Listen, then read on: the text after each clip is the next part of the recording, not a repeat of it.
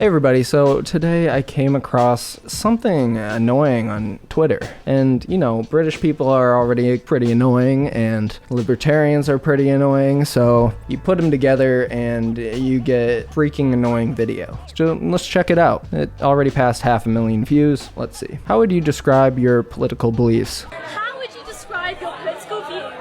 I am a right-wing libertarian. Ooh. I'm also a right-wing libertarian. I am a classical liberal. I love Smith. I love Smith so much I have the Adam Smith sticker. Correct. I just want the trains to run on time. Oh. I'm a conservative. I'm a libertarian. Oh my god. I think governments. I'm a libertarian! I'm a libertarian! Okay, so absolute nightmare blunt rotation. Got basically just a table full of P words, future P words. Right-wing libertarian. That's a red flag. This guy just somehow is already dressing like he's in his late 50s, washed up, goes to a pub every night. Neoliberal. I am a classical liberal. Why does he have a Adams pop socket? Isn't Adams American? Thought they didn't like Americans there. Is there a British Adams? Is John Adams British? I guess they were already British when they came over here. I am not trusting anybody that has a pop socket of the second president. Yeah, this guy's terrifying. This guy literally says neo-Nazi propaganda. I just want the train. I just want the trains to run on time. This is literally what Mussolini used to say when he was doing fascism in Italy. People would basically say, despite how awful Mussolini was, at least he made the trains run on time. So this guy is literally quoting a fascist, word for word, in the video. You don't have anything after that. Look at this. Dork does not fuck. The dude's shirt looks like it's a fucking tablecloth. He wore a picnic blanket to the libertarian hangout. Maybe he didn't know. Oh, this guy knows. Oh, god damn. This guy did not even wear the button-up shirt. He didn't fucking care. Man is dripping. Man is a libertarian and he is dripping. He's in character. And then this chick, her voice is just annoying. British people are already pretty annoying, and she found a way to be more annoying. We're letting down patients, and we're letting down the taxpayers. We're spending billions and billions and billions. We are throwing money into a black hole, and it's just not feasible anymore. We've got to have this honest conversation and really accept that the NHS just is not working. We need to have real choice. That's my biggest issue, because at the end of the day, the NHS is a service. We pay for it, right? Clapping for it and saying it's free. It's free at the point of use, but it's not free because 40% of our taxes goes towards it. We are paying for a service of which She said 40% of their taxes go towards the NHS. That is not true. Let's just Google it. 8%. Public spending on healthcare was 8%. Wow. Research. Who knew you could do research? Did you guys know? While 8% goes to the NHS in the UK, if you're at Oibrov, 11% goes to the royal family. Do you know what they do? They do fuck shit. The royal family, their argument is they do tourism for the country. But they looked at the Chester, what is it? The Chesterfield Zoo or the Chester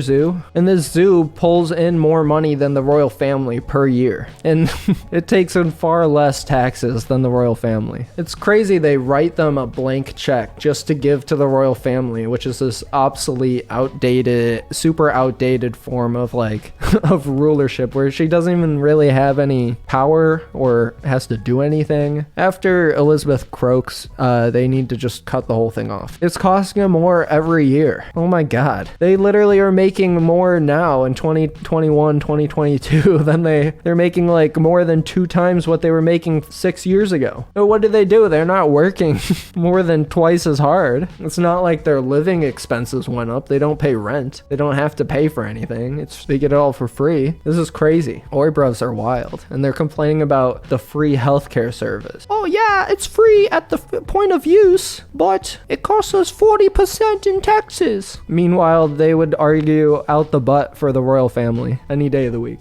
that is really underperforming right now, and people don't have a real choice. The same doctor it takes me 3 weeks to see is ready tomorrow if I go private, and even that now they're creating a backlog because most people. She said, "Oh, if I pay money, then I'll see the doctor tomorrow, as compared to the free one." And that's also not true. If you live in America like I do, and you have healthcare that you pay for, like insurance, you still have to schedule a doctor's appointment weeks in advance, and even then, it's still backed up for weeks. If I need to see my doctor next week, I wouldn't be able to see her for 3 more weeks probably. So if you go private, you still have to wait. And they've compared the lines in Canada and in the UK compared to the US, and it's literally the same or shorter. And yes, you don't even have to pay. Just like Angelic says, you lucky freaking duck. I want this. People are going private. So there's another big problem, which is that you cannot see a GP. Yeah. And I got into a lot of trouble for saying that many GPs are only working 3 days a week, but that unfortunately is the reality. We're not training enough doctors.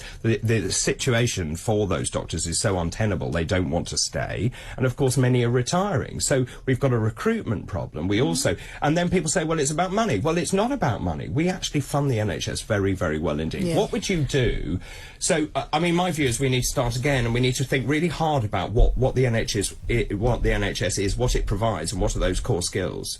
So they said doctors don't want to work because they don't like the conditions that they're in. So why would the decision not be to just pay the doctors more and fund the NHS more so that it's adequately funded so they can train more doctors, rather than sell it off to private industry where they're going to be cost cutting? Because that's what private companies will always do. They'll always find ways to cut costs no matter what, if they can do it, including paying their workers less. When you have a privately funded healthcare system, everything's for profit. So if they make more money, then that's good for them. That's the goal. So it's literally advantageous for them to pay their workers, their doctors, less.